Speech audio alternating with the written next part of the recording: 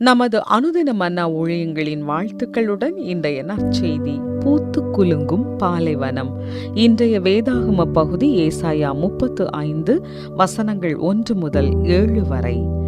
வனாந்தரமும் வறண்ட நிலமும் மகிழ்ந்து கடுவெளி கழித்து புஷ்பத்தைப் போல செழிக்கும். அது மிகுதியாய் செழித்து பூரித்து ஆனந்த களிப்புடன் பாடும். லீபனோனின் மகிமையும் கர்மேல் சாரோன் என்பவைகளின் அலங்காரமும் அதற்கு அளிக்கப்படும். அவர்கள் கர்த்தருடைய மகிமையையும் நமது தேவனுடைய மகத்துவத்தையும் காண்பார்கள். தளர்ந்த கைகளை திடப்படுத்தி தள்ளாடுகிற முழங்கால்களை பலப்படுத்துங்கள். மனம் பதறுகிறவர்களை பார்த்து நீங்கள் பயப்படாதிருங்கள், திடன் கொள்ளுங்கள். இதோ உங்கள் தேவன் நீதியை சரிக்கட்டவும் உங்கள் தேவன் பதிலளிக்கவும் வருவார். அவர் வந்து உங்களை ரட்சிப்பார் என்று சொல்லுங்கள். அப்பொழுது குருடரின் கண்கள் திறக்கப்பட்டு செவிடரின் செவிகள் திறவுண்டு போம். அப்பொழுது முடவன் மானை போல் குதிப்பான், ஊமையன் நாவும் கம்பீரிக்கும். வனாந்தரத்திலே தண்ணீர்களும் கடுவெளியிலே ஆறுகளும் பாய்ந்தோடும். வெட்டாந்தரை தண்ணீர் தடாகமும் வறண்ட நிலம் நீரூற்றுகளும் ஆகும். வலு சர்ப்பங்கள் தாபரித்து கிடந்த இடங்களிலே புல்லும் கொறுக்கையும் நாணலும் உண்டாகும்.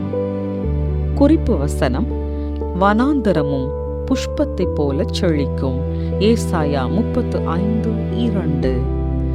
ஒரு நூற்றாண்டுக்கு முன்பு எத்தியோப்பியாவில் சுமார் 40% பசுமையான காடுகள் இருந்தது. ஆனால் தற்போது அது 4% சுருங்கியுள்ளது.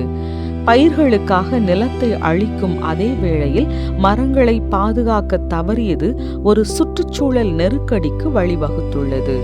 மீதமுள்ள சிறிய பசுமையான பகுதிகளின் பெரும்பகுதி தேவாலயங்களால் பாதுகாக்கப்படுகின்றன.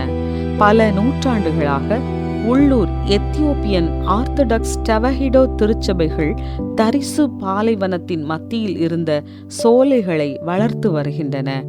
நீங்கள் வான்வழி படங்களை பார்த்தால் பழுப்பு நிற மணலால் சூழப்பட்ட பசுமையான தீவுகளை காணலாம். கடவுளின் படைப்புகளின் பாதுகாவலர்களாக மரங்களை பராமரிப்பது மற்றும் கண்காணிப்பது என்பது கடவுளுக்கு கீழ்ப்படிவதன் ஒரு பகுதி என்று திருச்சபை தலைவர்கள் வலியுறுத்துகின்றனர்.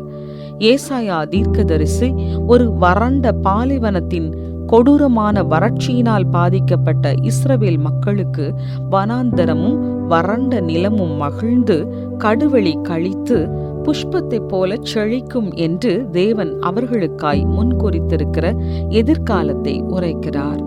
தேவன் தன்னுடைய ஜனத்தை சுகமாக்க விரும்புகிறார். அவர் பூமியையும் சுகமாக்க விரும்புகிறார். தேவன் புதிய வானத்தையும் புதிய பூமியையும் உண்டாக்குவார்.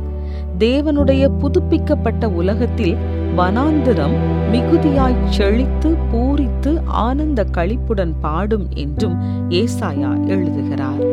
தேவனுடைய படைப்பின் மீதும் மக்களின் மீதும் அவர் காண்பிக்கும் அக்கறையானது நம்மையும் அவ்வாறு செய்வதற்கு தூண்டுகிறது.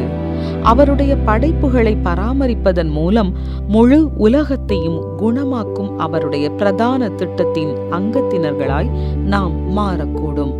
அனைத்து வனாந்தரங்களையும் பூத்து குலுங்கச் செய்யும் தேவனுடைய திட்டத்தில் நாமும் பங்காளர்களாய் மாறலாம். தேவனுடைய படைப்புகள் எங்கே பலன் கொடுக்காமல் தரிசாக இருப்பதை பார்க்கிறீர்கள்?